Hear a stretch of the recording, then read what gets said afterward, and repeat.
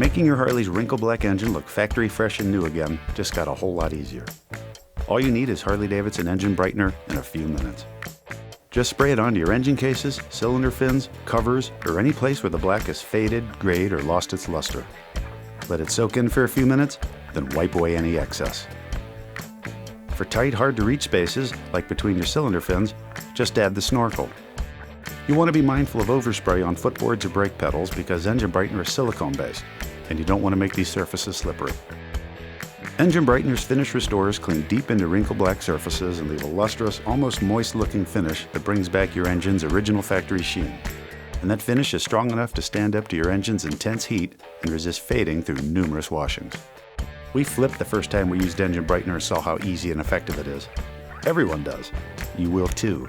Try some.